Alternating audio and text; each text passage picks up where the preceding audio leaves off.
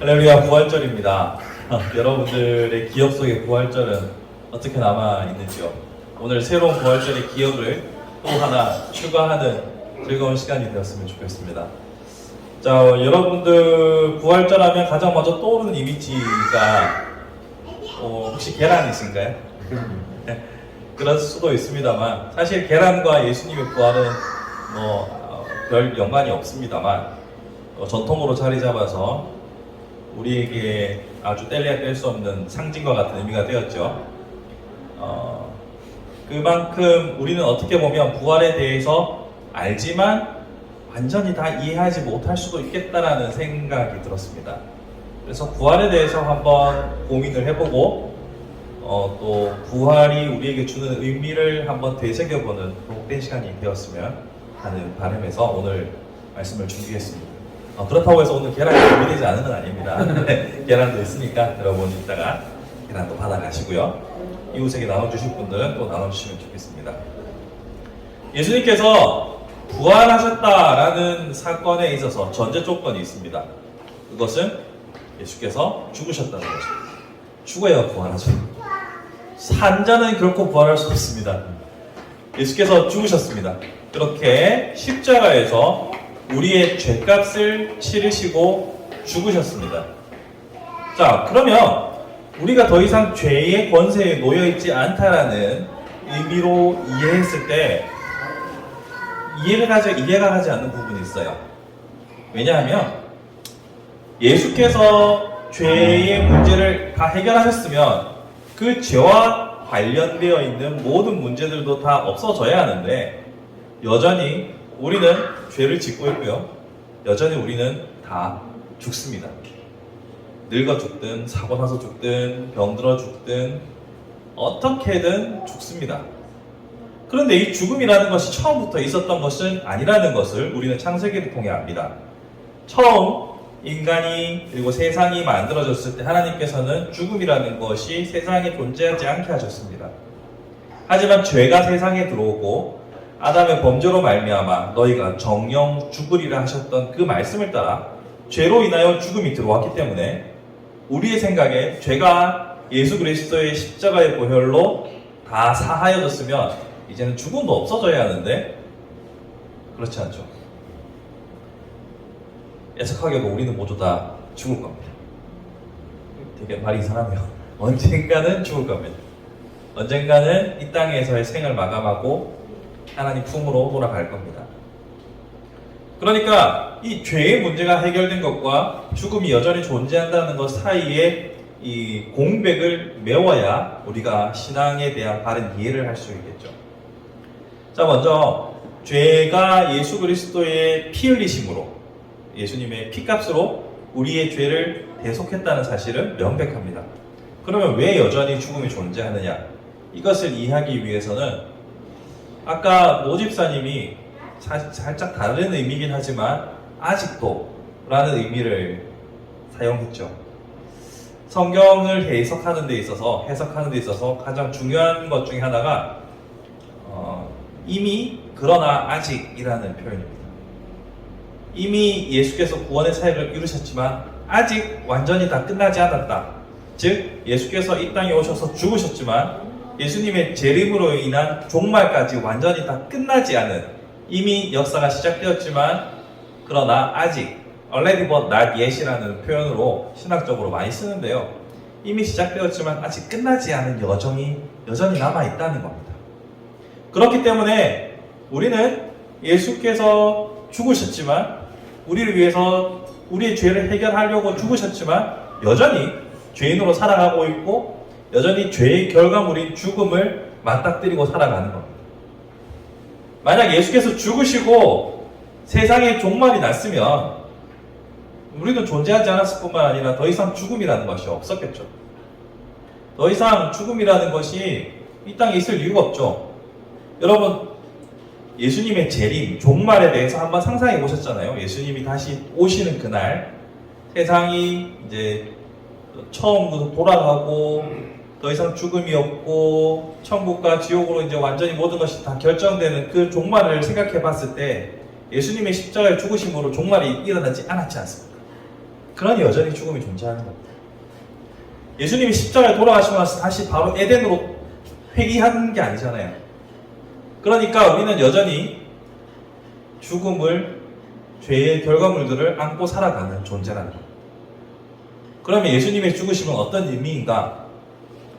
십자가 사건 이후로 우리는 단번에 창조 이전의 시대로 돌아가진 않았지만 예수님의 그 십자가로 인해서 계속해서 우리의 죄를 사함받을 수 있는 자격을 얻었으며 천국에 하나님 품으로 갈 수 있는 권한을 얻었다는 사실이죠. 아직 끝이 아니라는 겁니다. 어떻게 보면 예수님의 죽으심은 우리 신앙생활의 시작밖에 안 되는 겁니다. 남은 여정이 많이 남아있는 겁니다. 그렇기 때문에 우리는 여전히 죄인으로 살아가고 있고 여전히 죽음을 바라보며 살아갑니다. 때로는 죽음이 우리에게 현실적으로 다가오지 않아서 죽음을 생각하지 못할 때도 있지만 우리는 점점 죽음과 직면하는 시간들이 점점 많아질 겁니다. 어쩔 수 없이. 죽음을 고민하게 되는 순간들이 많이 올 겁니다. 그렇기 때문에 이 죽음을 이기시고 부활하신 예수 그리스도의 사건은 우리로 하여금 죽음을 생각할 때 부활도 같이 생각할 수 있도록 하신 예수님의 승리 사건이라는 거죠. 예수께서 죽으셨어요. 육신의 몸으로 오셨기 때문에 육신의 죽음이라는 것을 경험하셨습니다. 그러나 거기서 그치지 않으셨어요. 다시 부활하시면서 얘들아 이렇게 부활이 있단다라는 것을 보여주셨어요. 사실 제자들도 죽음을 극복하는 사건은 처음 본 건 아니에요. 여러분 잘 아는 나사로도 그렇고 성경에 보면 총 7번의 부활의 사건들이 나타납니다. 죽은 자가 살아나는 사건이 나타나는데 마지막 7번째가 바로 예수님이시고 6번째가 나사로입니다. 그러니까 제자들도 구약을 통해서 그리고 자신들의 실시간 예수님과의 동행하는 그 실시간을 통해서도 죽은 자가 부활하는 모습을 보았지만 아직도 그 부활의 의미를 제대로 이해하지 못했고 오늘 본문을 보시면 예수께서 살아나셨느니라 라고 말했는데도 믿지 못했어요. 예수님을 보고 나서야 확신하게 되죠. 이처럼 예수님께서는 우리가 더 이상 죄의 권세 아래에서 완전히 굴복되고 지배받지 않는다는 것을 보여주신 겁니다. 그러므로 부활절의 의미는 우리로 하여금 영원한 생명을 살아갈 수 있는 희망을 주는 것과 동시에 already but not yet 이미 시작되었지만 아직 끝나지 않은 여정을 우리는 가고 있다라고 우리는 생각할 수 있어요. 그러니까 부활절에 우리는 이겼다, 우리는 승리했다, 다시 살아난다 라고만 생각하면 물론 필요합니다. 여기에서 그치는 것이 아니라 더 나가서 우리의 여정은 아직 많이 남아있고 부활을 맞이할 부활을 위한 죽음에 이르기까지 우리 끝까지 싸워야 한다는 사실을 기억하는 것, 다시 리마인드하고 마음에 다짐하는 것, 이것이 부활의 참된 의미라고 생각합니다. 개인적인 이 종말, 죽음과 또 재림이라는 세상적인 종말을 함께 기억하는 것, 이것이 부활의 참된 의미지 않을까요?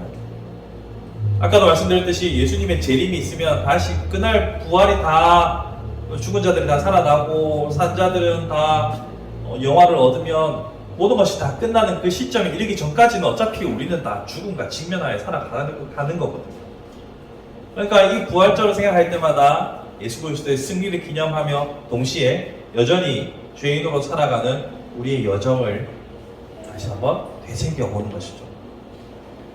그렇게 예수 그리스도의 부활을 통하여서 승리와 남은 여정을 생각해 본다면 우리에게 남아있는 삶에 대해서 생각이 달라져야 합니다. 날마다 죄 앞에서 참회하고 죄 앞에서 겸손할 수 있는 그런 우리의 삶이 되어야 한다는 거죠. 우리는 자주 망각합니다. 내가 얼마나 심각한 죄인인지, 나의 죄가 얼마나 문제가 될 수 있는지 우리는 심각하게 고민해야 합니다. 이 죽음과 부활을 통해서 아직 끝나지 않았다는 것을 생각한다면 우리는 죄의 문제에 대해서 조금 더 진지하고 엄밀하게 접근해야 합니다. 여러분 잘 생각해 보세요. 처음 세상에 죄가 들어와서 세상이 타락할 때 지었던 아담과 하와의 죄가 지금으로 치면 우리의 법 상식으로 생각하면 별거 아니에요. 살인을 했습니까? 강간을 했습니까? 아니면 뭐 살인치사를 아니면 살인미수? 아니면 뭐 강도상해? 뭐 사기를 쳤습니까? 사기일 수는 있겠네요. 그저 하나님께서 먹지 말라고 한 사과를 먹었을 뿐입니다. 오늘날 우리의 형법으로 따지면 그냥 절도? 그 정도? 뭐 군인의 법도를 따르면 지시불이행. 우리는 범죄나 뭐든 죄들은 형량으로 해서 그 죄의 중하고 경함을 논하지요. 그것이 우리에게 익숙해져 있기 때문에 죄 자체에 대해서 경각심이 약합니다. 하지만 죄는 죄라는 사실, 처음 들어왔던 죄가 우리가 생각하기에는 정말 아무것도 아닌 죄 하나로부터 모든 것이 시작됐다고 생각한다면 우리는 죄에 대해서 좀 더 엄밀하고 철저하게 고민하고 스스로를 괴롭히셔야 돼요. 죄에 대해서 매여 있어야 됩니다. 이렇게 말하는 것 같이 들리시겠지만 물론 매여 있으라는 건 아닙니다. 회개한다면 그 뒤로 자유하셔도 돼요. 하지만 회개하는 과정까지 치밀하고 철저하게 자신을 괴롭히셔야 합니다. 왜냐하면 작은 죄, 큰 죄가 없어요. 죄는 다 죄예요. 그렇기 때문에 예수 그리스도께서 오시고 우리가 죽고 다시 부활하기 전까지는 우리는 이미 시작되었으나 아직 끝나지 않은 여정을 계속 걸어가야 하기 때문에 우리는 끝까지 엄밀하고 철저하게 자신을 돌아봐야 합니다. 남에게는 그냥 필터 되고 그냥 제대로 안 보셔도 돼요. 나한테만 미세경 되시면 됩니다. 나한테만 현미경 되고 미세하게 자신을 살피시면 됩니다. 그러고 나서 발견된 죄를 회개하고 나면 자유하십시오. 그 뒤에는 분명히 자유하셔야 됩니다. 그러나 자신의 죄를 현미경으로 엄밀하고 철저하게 살펴보는 과정은 여러분들이 스스로 이렇게 가혹하신 하리만큼 철저하게 보셔야 돼요. 그래서 이 정도 죄라고 붙으면 일단은 다 검열 대상이라고 스스로 여기십시오. 예수 그리스도께서 죽으시고 부활하신 이 사건을 통해서 오늘날 우리는 끝나지 않은 여정을 살펴보자고 제가 말씀드렸습니다. 이 끝나지 않은 여정을 달려가는 길에 있어서 결국 우리는 다른 사람과 우리의 관계에 다른 일적인 문제, 여러 가지 문제가 중요한 우선순위로 여러분들에게 꼽힐 수 있겠지만 결국 가장 중요한 문제는 죄의 문제라는 사실을 다시 한번 생각해 볼 수 있는 부활의 아침이 되었으면 좋겠습니다. 이 부활절날 여러 가지 많은 설교들을 여러분들은 평생 들어오셨을 것이고 지금 어딘가에서도 여전히 부활에 관련된 설교를 하겠죠. 그런 부활의 기쁨만을 전하는 것이 아니라 어떻게 보면 여러분의 양심에 호소하는 설교를 하게 됨이 마음이 부담스럽기도 합니다. 하지만 끝나지 않은 여정을 달려갈 우리에게 가장 필요한 것은 바로 거룩이라고 생각합니다. 그 거룩함을 위하여서 날마다 죄와 싸우는 그렇게 해서 승리하는 저와 여러분이 되길 바랍니다. 하나님 앞에서 이 이름에 걸맞게 바르게 살았다라고 칭찬받을 수 있는 우리가 되길 바랍니다. 저번 시간에 봤던 청년은 아니고 예수님께 질문했던 내가 무엇을 하여야 구원을 얻으리까 했던 사람 다 했지만 영민 하나 걸렸던 것처럼 여러분의 영민이 여러분의 죄의 뿌리가 될 수도 있고요. 혹은 부지 중에 짓는 죄가 여러분의 죄의 문제가 될 수 있습니다. 저번 시간에 영민이 이어서 여러분들이 미처 발견하지 못했던 세세한 디테일들, 그러한 죄들을 발견하고 주님 앞에서 진정한 자유를 얻는 부활의 아침이 될 수 있기를 주님의 이름으로 축복합니다.